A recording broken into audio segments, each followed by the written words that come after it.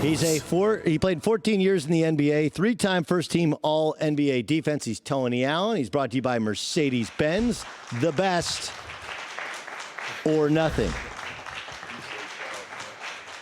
TA, thanks so much for joining us. By the way, if you want to hear about Tony's high school career, where he played football under an assumed name, right? What was the name he played under?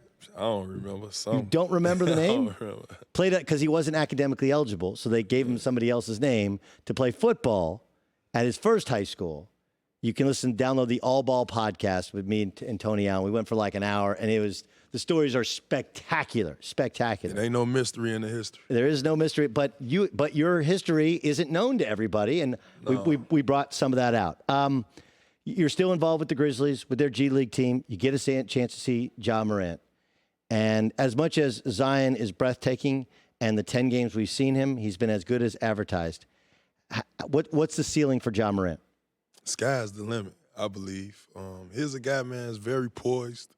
I see a lot of veteran savvy in him. I see him talking to his ball club in the huddle. I see him getting guys in position out of timeouts. You know, normally it take guys 3 to 4 years to probably grab a locker room and understand that that's their leader. He's taking the leadership role, expanding with it. These guys are fighting for AFC right now. He's been healthy all year. He's been with his ball club all year. And I just like his ceiling right now. Okay, so if there's one thing he needs to continue to work on to take that next step, because there's so many lead guards. I mean, and obviously we see that when we see the highlights, it's the jaw-dropping athleticism. But if you're like, man, we got to get in the lab in the summer, and this is what we need to continue to refine. What is it? And I would say his outside shooting, and not that it's bad or anything. It's more so just a high volume of shooting. Like maybe he's probably shooting maybe 2 threes a game now. Let's get that up to maybe 4, 5, or 6. You know what I'm saying? Like the other competitive guards that's in the league, like Curry, you know, the all-star guys. Just get him to do that. But everything else, he's relentless. You've been seeing him with game-winning dunks, jaw-dropping passes. The kid's averaging 8 assists. And everything he does is within the system. And a lot of razzle-dazzle, you know, highlights, but it's within the system. And that's what I like most importantly. You know what's fascinating about him, and in the podcast when we sat down, you didn't play AAU, you didn't know anything about it kind of growing up. Ja did play AAU basketball, but not at a high level, right? Like he played in a couple of tournaments with Zion. Mm-hmm. But the idea that he is not, he doesn't have, you know, like, look, even when I play, we got free everything, shoes, travel, sweats, whatever, swag. And now put that kind of on steroids now, where dudes get everything handed to them. So there's a little bit of entitlement. He doesn't have that, right? There's like a natural, normal, though he may be expected to be in the NBA, he doesn't play like an entitled kid. He plays like he's excited for every game. Is that real, the vibe he gives off? Most definitely. He has a swagger. He plays free. He's fun. You know, he's always smiling. I love the jaw goggles when he make a nice little pass or what have you. But here's a kid, man, you could tell loves the game. Very excited to be in the NBA. It's a privilege, not a right. You know what I mean? Yeah. And he's taking advantage of that. And like I say, man, if the vote was to end today, I would have to say Ja. As Rookie of the Year? Rookie of the Year, because we kind of like highlight Zion's comeback, but we don't realize that Ja's been doing this all year long. Tony Allen, who Kobe Bryant said did the best job on him defensively of anybody in the NBA. It's we're not yet a month removed, right? They're going to have the memorial this weekend at Staples Center. As you kind of continue to process it, you've had death in your life, right? You grew up hardscrabble, tough streets of Chicago. Where are you in processing that Kobe Bryant's no longer of this earth? It's still registering. Like I was saying on numerous podcasts, like I visioned him doing everything Jordan did. You know what I mean? From the mimics of his game to possibly owning the team, his sneakers selling after he's done playing, and just being that guy. You know what I mean? And it's kind of tough for everybody right now, but for me, I just feel like I just didn't get an opportunity to, you know, get a chance to get a friendship or, talk about some of our battles, Yeah, because you said you wanted to sit down with him and talk to him and talk ball, talk ball with him, and never really kind of got that opportunity. Never got that opportunity. We were so competitive on the court and so focused in on who was going to get the win and help our ball club. We kind of got away from that with the strength of schedule or whatever. But man, it's a loss for everybody. What was he like during the NBA Finals when you played against him? Well, in the NBA Finals, he was all seek and destroy. You can tell from the drives to, how he get on one of his teammates. He wanted it more. You could tell, you know what I mean? Like, it was up another level whenever you got on the court with Kobe. Tony Allen joining us. I want to ask you about Russell Westbrook, because Russell grew up idolizing Kobe, as so many did, but also in Los Angeles, and worked with him some. And, last night he gets thrown out of a blowout game. I don't know why he's in the game when they're up 35 in the fourth quarter, but he is. And he said, Wilson's my only friend, right? Like, basketball's my only friend. Do you think ultimately it works out in Houston? Like, I actually like the idea of going all small ball. Like, forget the big dudes. They can't play. Let's get some guards. And especially for him, he's shooting less threes, and he's more effective, and the lane is completely wide open. But does it work in Houston? Can they ever get to that next level? Well, we've seen year after year those guys show great signs of being a team to watch, but they haven't showed me no signs of championship pedigree, if you ask me.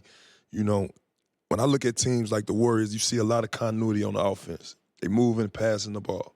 Everybody's cutting. You got a wing guard on the weak side, setting the flare on the big, just all type of movement.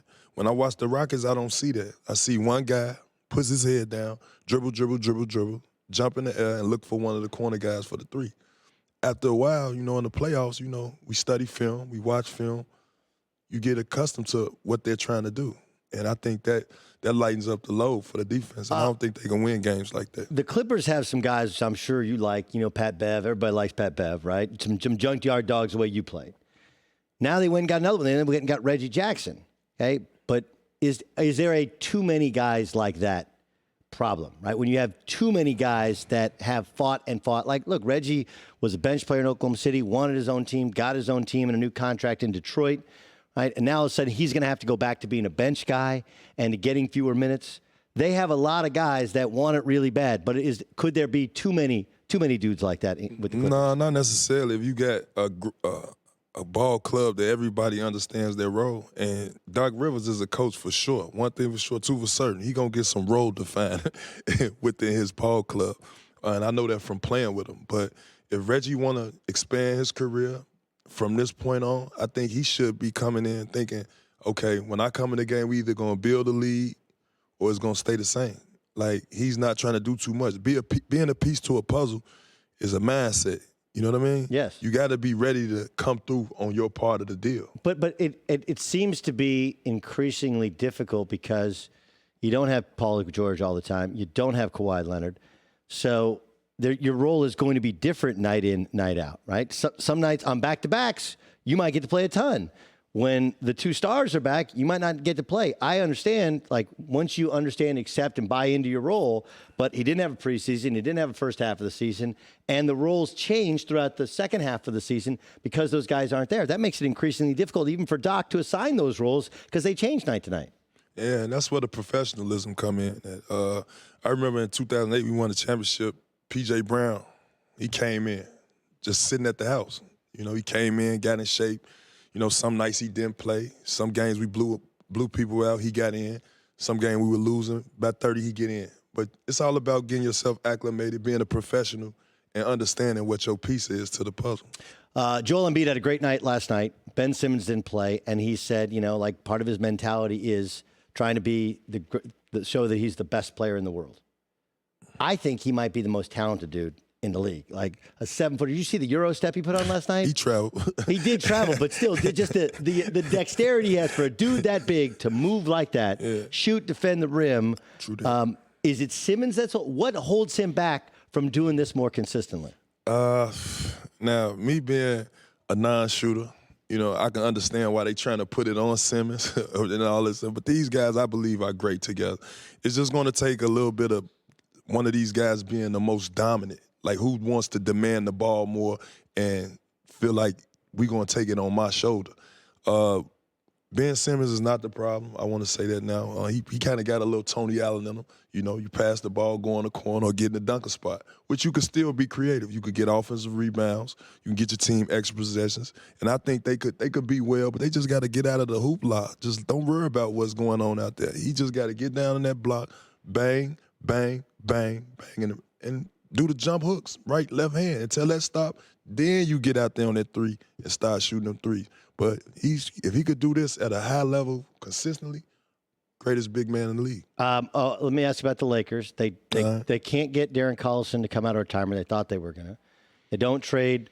They don't make a trade for any of their guards. This is Rondo and Caruso. Shout out to Rondo. Rondo, yeah, but Rondo was great when he was with you. That was 2008, man. That's 12 years ago. Hey, man, you can't underestimate the heart of a champion. Remember that. I understand Rudy Tomjanovich's great quote does resonate. Do the Lakers have enough? Well, obviously, they, like I said earlier, they got a lot of added motivation with the loss of Kobe. But I would have to say, I would have to get an edge to the Lakers simply because Anthony Davis is the new piece. He has the most to prove, leaving New Orleans. But with everything that's going on in LA right now, I think it's a toss-up, Doug. I can't really say, man, because the Clippers haven't showed me a consistency of everybody being fully healthy and going consecutive games on the same page. So the Lakers been gelling all year. If I had to pick, I would go with the Lakers. All right, if you had to pick Fury or Wilder, who'd you pick? I got 15 seconds. I got Wilder. That's my boy. Wilder. Well, he's got a hell of a punch. Hi, everybody. Thanks for watching. Subscribe here to get the latest from the show. Also, be sure to check out more of the best clips from The Herd or go watch a few segments from other shows on FS1.